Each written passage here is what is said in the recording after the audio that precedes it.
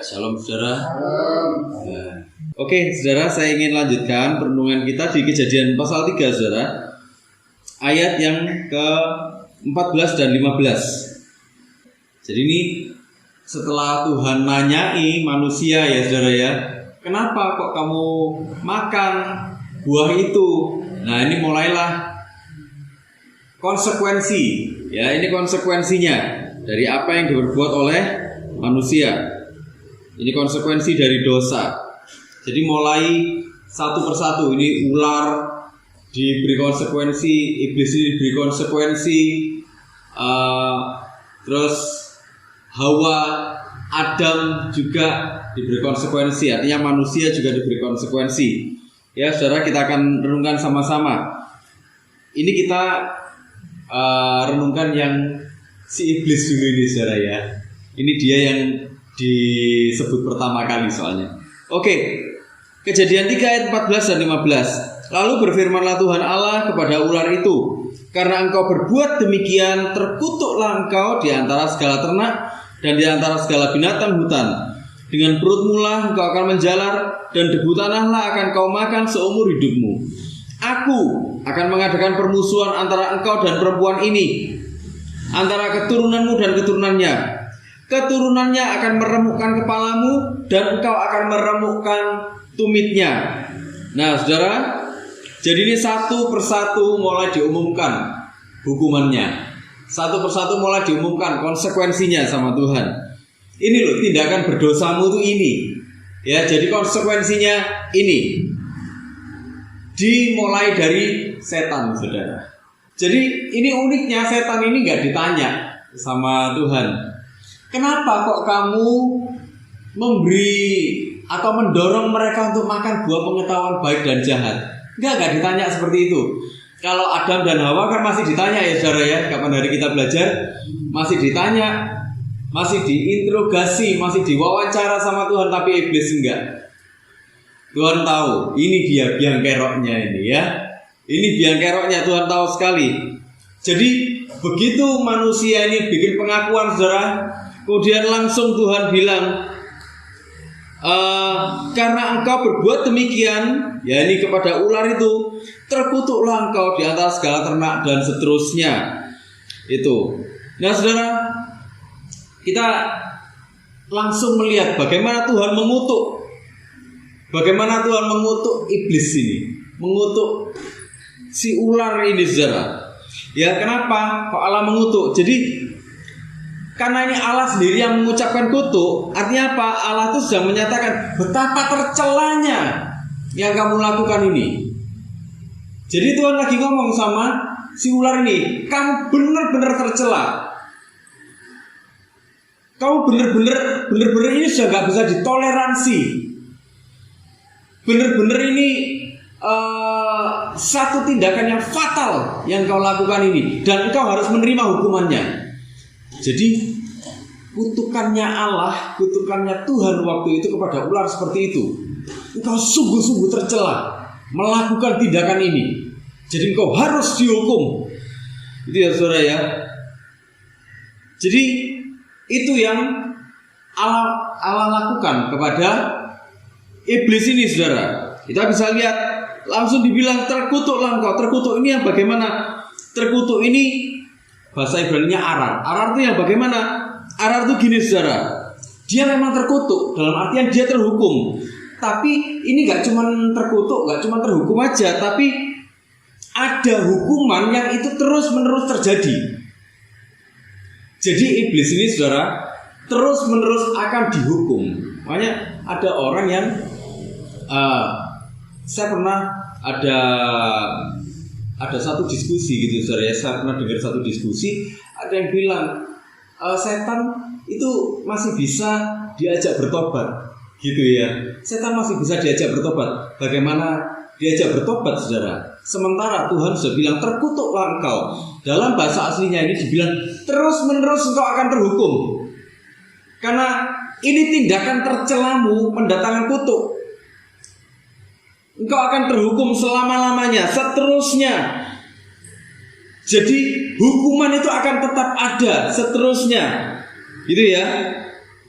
Kutuk itu yang bagaimana? Kutuk itu ketika Tuhan tuh menyerahkan, ya, menyerahkan setan dalam hal ini, saudara ya, kepada konsekuensi dari mengambil sesuatu dengan caranya sendiri.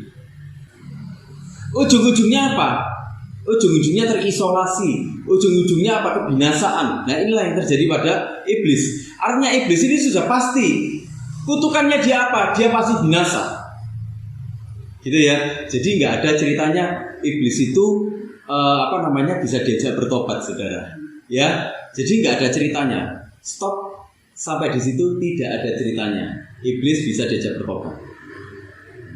Ada yang ngajak ngobrol-ngobrol iblis. Oh, dia nggak apa-apa loh, dia baik loh. Iblis itu baik loh. Iblis itu baik. Dia kayak ada kan orang-orang yang ini, saudara, punya,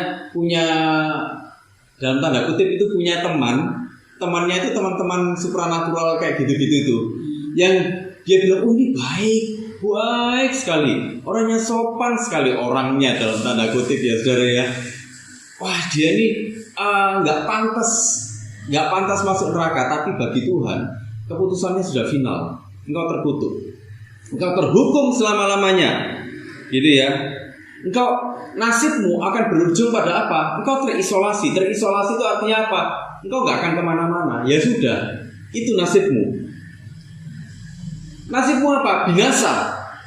Nah, KJV, saudara, KJV King James Version Dictionary itu bilang kutuk itu jadi dia gini, dikhususkan untuk dihancurkan. Jadi artinya, saudara, waktu Tuhan bilang terkutuklah engkau, iblis sudah pasti terisolasi, sudah pasti dia binasa, dan sudah pasti nasibnya apa? Dia diserahkan pada kehancuran.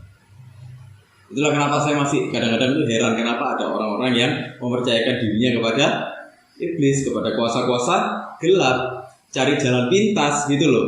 Padahal iblis ini, Alkitab jelas sekali, ini bahkan di awal-awal, saudara ya, di kitab Kejadian di awal sudah jelas Tuhan bilang apa? Nasibmu pasti terhukum. Dan ini sifat katanya itu terus menerus, gak berhenti. Terus menerus engkau akan terhukum seperti itu.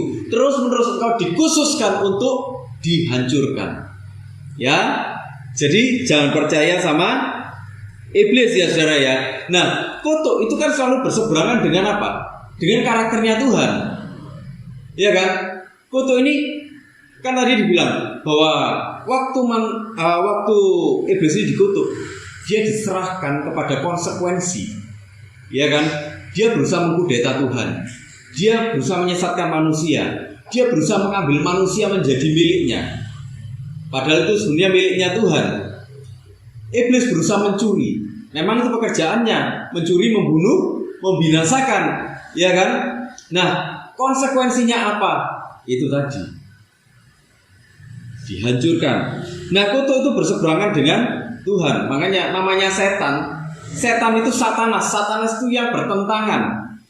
Ya, yang bertentangan dengan siapa? Tuhan.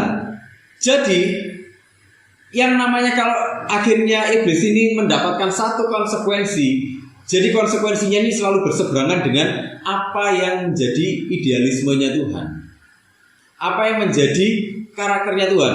Jadi kalau di dalam kutuk iblis, ya, iblis yang dikutuk ini selalu ada apa? Teror.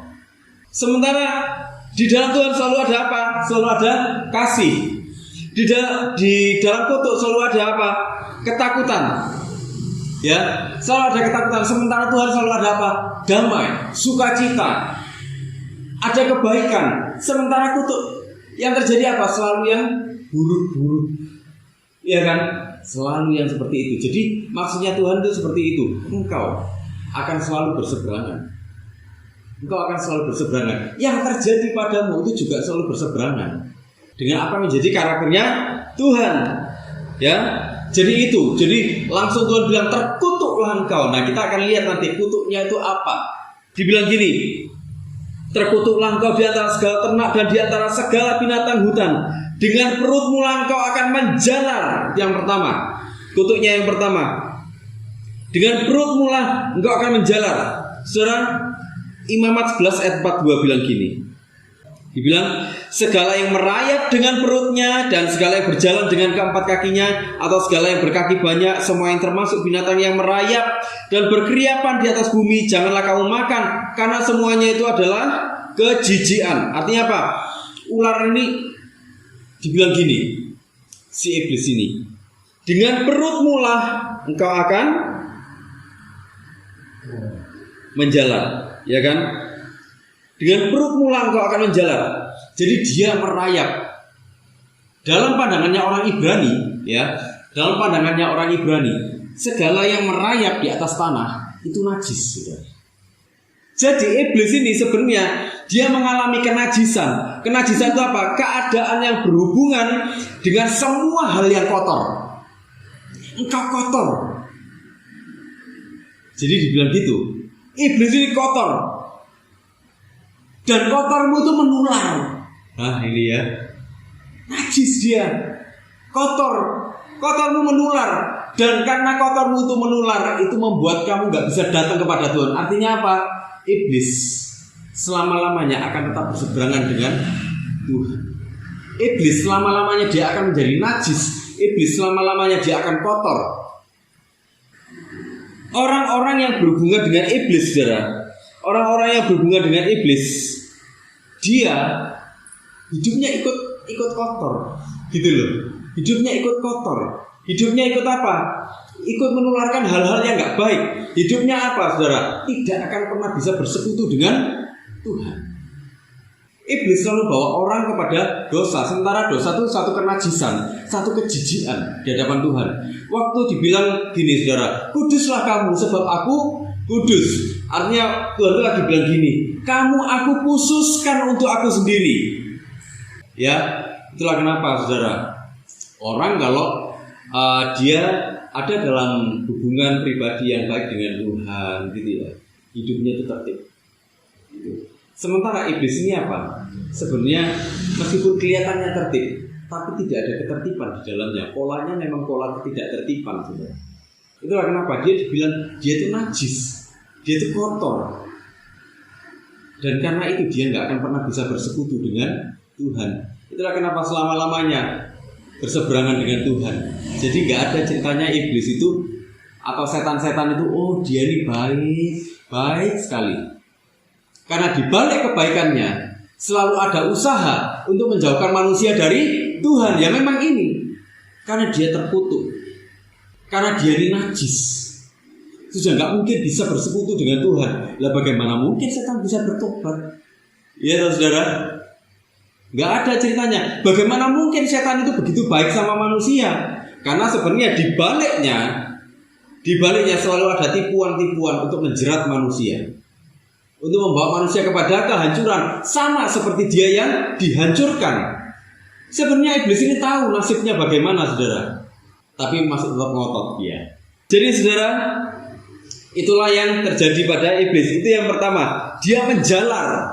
Ya saudara ya, kutukan yang pertama, dia menjalar. Karena engkau ini sudah pasti dihancurkan itu yang terjadi pada kamu. Engkau nggak bisa bersekutu dengan Tuhan. Ya, jadi jangan percaya cerita-cerita. Kalau kita lihat di YouTube, gitu kan banyak saudara ya, orang yang punya sahabat-sahabat mistis kayak gitu ya. Saya pernah lihat ya, yang kayak gitu-gitu. Jangan percaya dengan itu semua. Kenapa?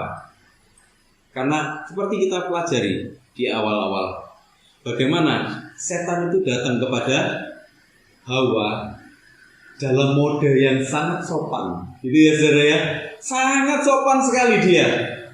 Sampai Hawa itu begitu percayanya loh saudara. Ya, itu dia. Nah, kemudian kutukan yang kedua apa? Ini dia. Dibilang, dan debu tanahlah akan kau makan seumur hidupmu. Debu tanahlah akan kau makan seumur hidupmu. Makan debu tanah, saudara. Dia makan debu tanah. Saudara, saya ingin bacakan dulu di Mika 7 ayat 17. Dibilang gini, biarlah mereka menjilat debu seperti ular, seperti binatang menjalar di bumi. Ya, dan seterusnya. Artinya apa, saudara? Sebenarnya waktu setan ini dibilang gini, debu tanah akan kau makan, ini menunjukkan apa? Menunjukkan kekalahan. Dia ini kalah. Jadi kutukannya gitu, engkau akan kalah, engkau akan dikalahkan, dan engkau akan mengalami rasa malu, engkau akan terhina. Ini loh, setan tuh, jadi nasibnya tuh sudah seperti ini, saudara. Jadi dia sebenarnya ini nggak punya kebanggaan apapun, saudara. Tapi ya itulah, setan masih diberi kebebasan yang terbatas, ya, sampai pada waktunya nanti. Itulah kenapa dia bisa tampil kelihatannya itu megah, tampil kelihatannya modis. Jadi di setiap zaman, saudara, prostitusi itu sudah ada sejak zaman dulu, saudara. Seks bebas, pemerkosaan itu sudah ada sejak zaman dulu. Itu sudah ada semuanya sejak zaman dulu. Mabuk-mabukan, pesta pora, itu semuanya sudah ada sejak zaman dulu. Kumpul kebo itu sudah ada sejak zaman dulu kala. Zaman nenek moyang ribuan tahun yang lalu. Tapi hari ini hal-hal seperti itu dianggap apa, saudara? Dianggap normal, ya, saudara, ya. Setan membuat banyak upaya supaya dosa-dosa itu bisa kelihatan normal, bisa kelihatan baik. Padahal di dalamnya itu sebenarnya apa? Penuh kejijikan. Kenapa? Karena dia setan sendiri itu sebenarnya apa? Dia kalah. Dia hidup di dalam kekalahan. Dia ini pecundang sejati, saudara. Dia ini apa lagi? Dia sebenarnya ini penuh dengan rasa malu. Pecundang, penuh rasa malu. Dia hina, sungguh sangat hina sekali. Itulah sebenarnya ngikuti jalannya setan ini gak ada kebanggaannya sama sekali, saudara. Bagi Tuhan seperti itu. Tuhan itu jadi gini loh. Saya tuh seperti bayangkan gini, saudara. Nah, kamu kok ngikuti jalannya yang gak karu-karuan kayak gitu. Padahal dia itu loh sudah terkutuk.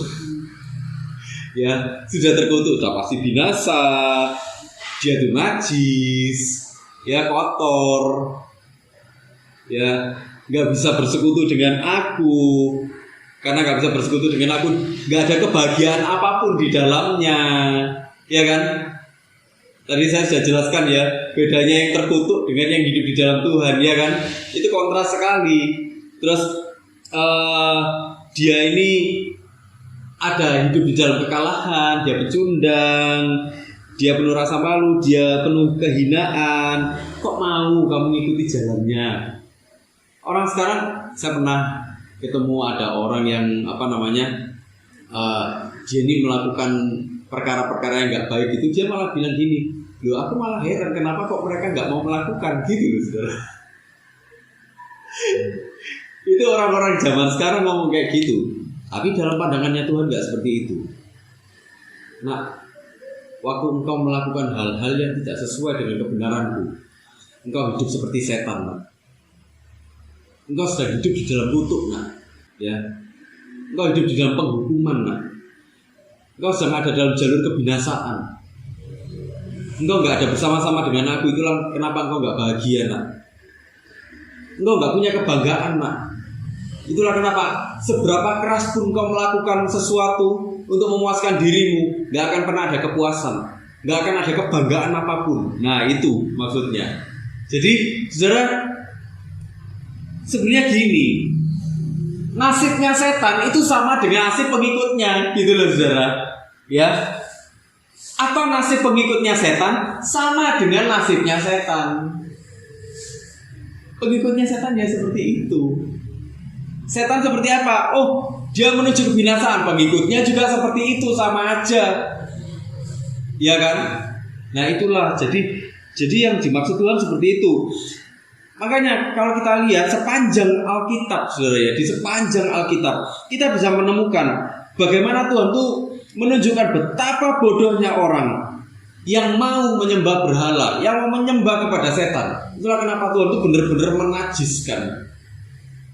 Tuhan itu benar-benar melarang. Jangan ada padamu Allah lain di hadapanku, ya.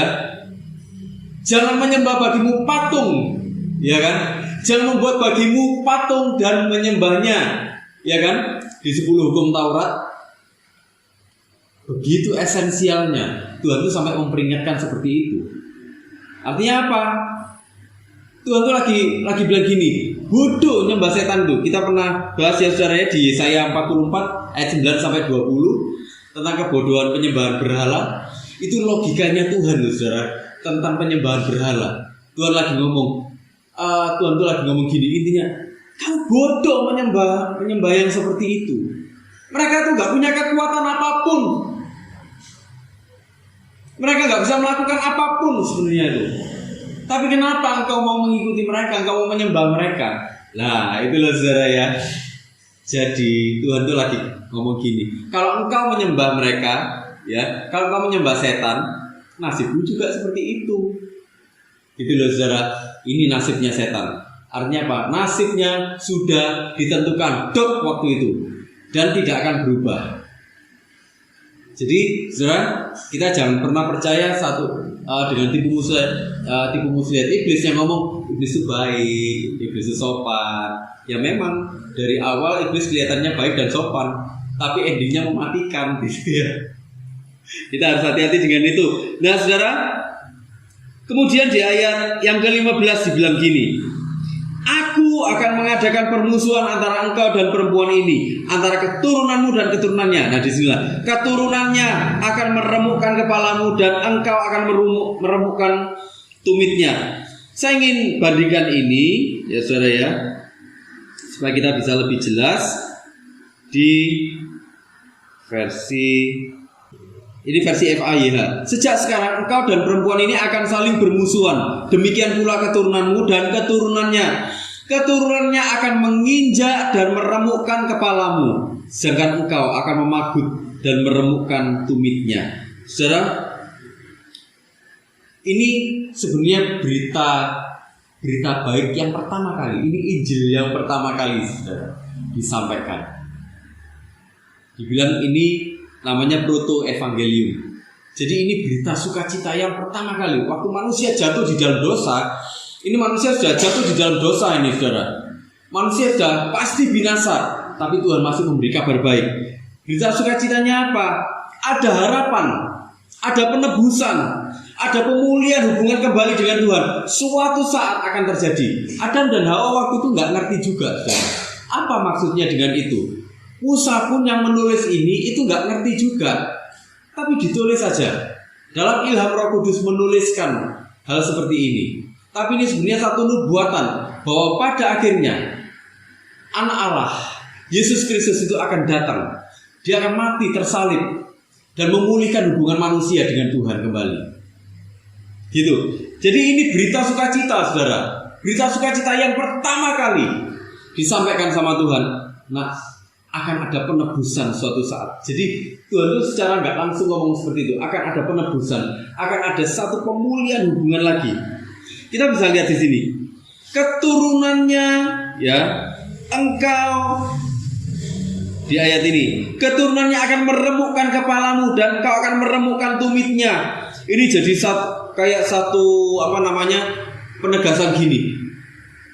Antara aku sama kamu iblis, gitu. Jadi kayak Tuhan tuh lagi ngomong gitu saudara. Ini antara aku sama kamu iblis.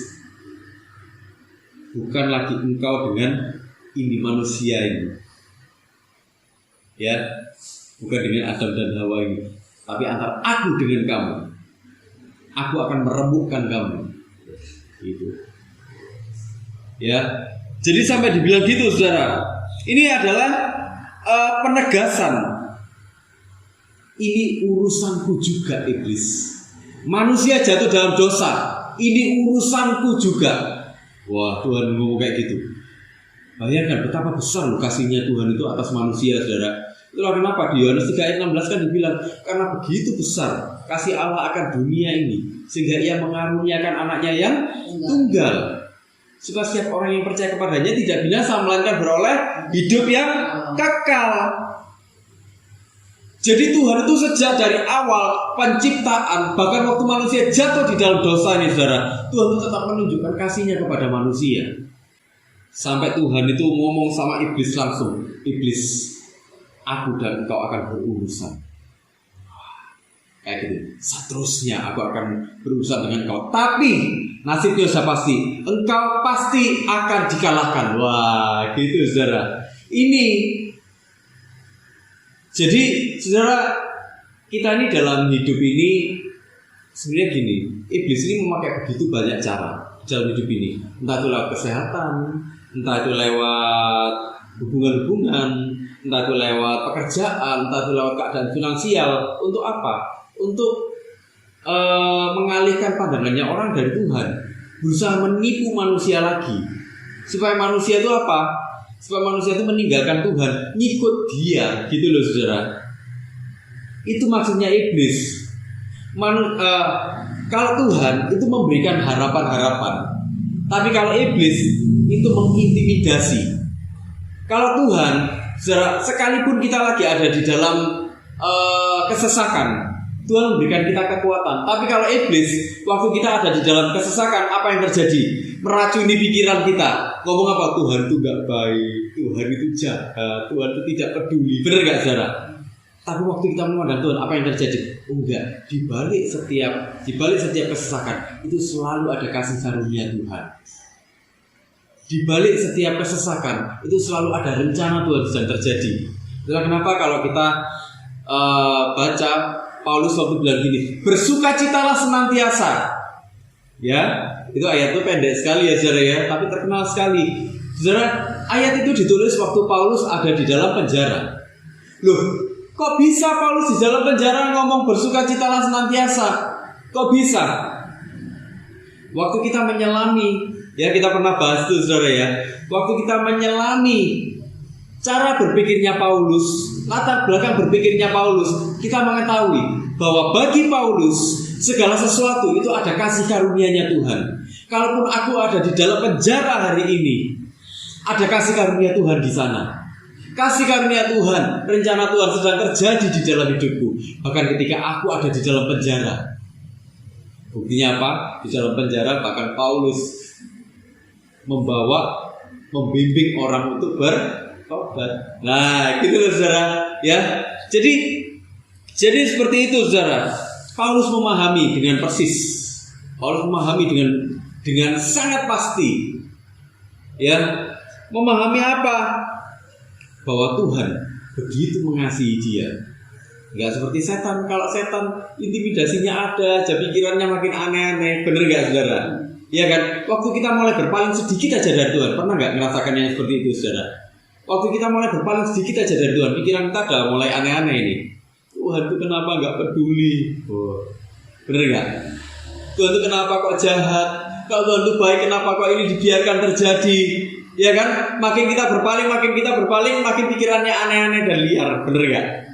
Tapi waktu kita mulai kembali lagi melihat Tuhan saudara, apa yang terjadi? Ya kan? Selalu mulai, oh iya ya, Tuhan pasti ngasih aku kekuatan. Oh iya, kalau Tuhan izinkan ini terjadi, pasti ada tangan Tuhan yang menopang. Bener gak? Ya kan? Dan endingnya apa? Kita selalu melihat kita bisa keluar dari setiap persoalan. Kita selalu bisa keluar dari setiap masa-masa sukar. Bener gak saudara? Yang kelihatannya gak mungkin, ternyata kita bisa keluar. Karena apa? Karena begitu besar kasih Allah. Itu loh saudara. Jadi saudara, itulah berita baiknya dari Tuhan. Berita baiknya apa? Bahkan dia sendiri langsung turun tangan. Manusia jatuh dalam dosa, gak langsung diringkes sama Tuhan saudara. Ya kan? Gak langsung diringkes, langsung dicari akar masalahnya. Dan apa yang terjadi? Bukan cuma itu, Tuhan langsung berdiri, iblis sekarang engkau berurusan dengan aku. Tapi kamu harus tahu bahwa suatu saat, bukan suatu saat, tapi engkau sudah pasti kalah sekarang. Engkau sudah pasti kalah, gak mungkin kamu menang. Ya, jadi itu nasibnya iblis saudara. Allah memberi kepastian bahwa di dalam Yesus kita akan mengalami kemenangan saudara. Saya ingin bacakan dalam Yesaya 7 ayat 14 saudara. Sebab itu Tuhan sendirilah yang akan berikan kepadamu suatu pertanda. Sesungguhnya seorang perempuan muda mengandung dan akan melahirkan seorang anak laki-laki, dan ia akan menamakan dia Immanuel. Artinya apa? Tuhan beserta kita. Selalu dan selalu Tuhan beserta dengan kita. Jadi ini adalah satu penegasan, satu kepastian Yesus mati di kayu salib, saudara, pada akhirnya. Tapi akan bangkit menghancurkan iblis, menghancurkan dosa, menghancurkan kebinasaan. Dan waktu itu dihancurkan, pintu kasih karunia terbuka, kita boleh datang lagi kepada Tuhan.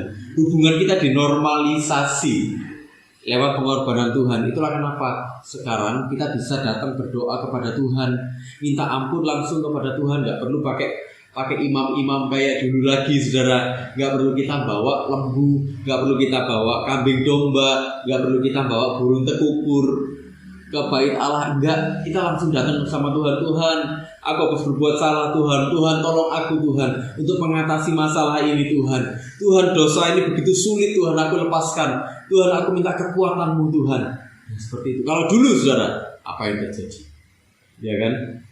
Kalau kita mau hitung-hitungan, saudara, kalau kita misal harus bawa lembu, saudara, kalau kita berdosa dan kita bawa lembu, berapa banyak lembu yang kita bawa, saudara? Berapa banyak sapinya yang harus kita bawa? Atau kalau kambing domba misalnya, dalam sebulan kita harus bawa kambing domba berapa kali kira-kira, saudara? Berkali-kali. Butuh uang berapa, saudara? Nah itu, hubungan kita dinormalkan lagi dengan Tuhan. Itulah kenapa kita boleh datang kepada Tuhan, curhat langsung, berdoa kepada Tuhan, membangun hubungan yang intim dengan Tuhan. Berdoa seperti itu, punya hubungan pribadi yang intim dengan Tuhan, itu bukan monopolinya hamba Tuhan, saudara. Semua orang itu adalah hamba-hamba Tuhan. Kita ini semua adalah hamba-hamba Tuhan. Amin, saudara. Saudara, jangan pernah takut dengan intimidasinya iblis, saudara. Kenapa? Karena nasibnya sudah ditentukan. Ya, jangan percaya dengan tipu dayanya iblis, karena nasibnya sudah pasti. Kalau kita malah diintimidasi sama iblis, kita harus bilang, hei iblis, seharusnya yang takut itu kamu. Kenapa? Nasibmu itu sudah pasti hancur kamu, sudah pasti dibinasakan kamu. Engkau ini sekarang pun bahkan sudah hidup di dalam rasa malu, engkau hidup di dalam kekalahan, engkau hidup di dalam kenajisan. Itulah kenapa engkau gak menikmati kebahagiaan. Ya. Jadi kalau iblis malah mengintimidasi kita, saudara, segera ditepis. Langsung bilang sama iblis, engkau yang harusnya itu ketar-ketir. Ya, kenapa? Karena nasibmu sudah pasti binasa. Gitu. Ya, saudara ya. Jadi inilah nasibnya iblis, inilah keputusannya Tuhan tentang iblis. Jangan pernah terintimidasi, jangan pernah mau dirayu sama iblis. Percuma, itu rayuan gombal, saudara ya. Rayuan gombal cuman bagus di promo. Ya, waktu dijalani hancur lebur, saudara. Kenapa? Karena dia sendiri pribadinya sudah hancur lebur. Tetaplah setia kepada Tuhan, tetap beribadah kepada Tuhan, tetap mengiring Tuhan sampai nanti suatu saat Tuhan panggil kita kembali, saudara. Namanya finishing well, kita selesaikan semuanya dengan baik bersama dengan Tuhan. Yuk, mari kita sama-sama berdoa, saudara. Jangan kasih